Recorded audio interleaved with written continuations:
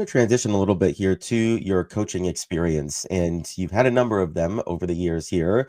I wonder if you could just sort of from a broad perspective, kind of look back at maybe your first couple of seasons as a coach or in the coaching role, and now where you're at, and maybe how kind of your approach or maybe your philosophies have evolved some over the years with your experience.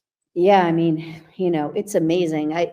When I taught my daughter how to drive, and I told her, you're going to be surprised as a driver how much better you are every 5 years. You're going to be shocked. And I think the same way as a coach, like when you look back and you look every 5 years, there's so much more growth that you have in front of you, but you also can look back and realize how much you've grown as a coach. So I think as a young coach, and I was lucky because Ray and I were married at the time when I got the Clemson job, and he was more of the experienced coach, and I was coming off my playing days and had played for Anson. So we had this really cool combination of coaching experiences to come together and to kind of merge and to create our own style together. And we always treated every team like as co-coaches. We never were, there was no hierarchy or anything like that. We were basically co-coaches together.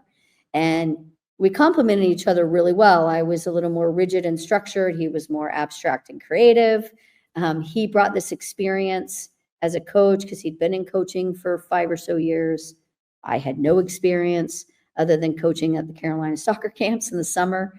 And so, but I was coming off playing and playing for someone like Anson. So I think we complemented each other really well. And I was very, very lucky as a young coach that I had that level of experience with me.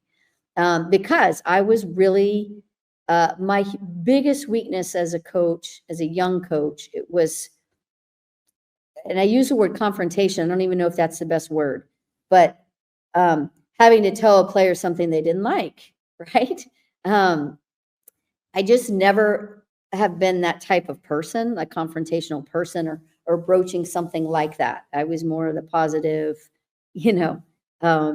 type person. That's what I brought. So I was very, very weak in that and grew to become much better at it. But again, I think it's a constant thing for me to keep improving. But, I think our philosophy and my philosophy, and I think every coach kind of has this, it stems from what you learned and who you played for, partly, until you can create your own and evolve your own.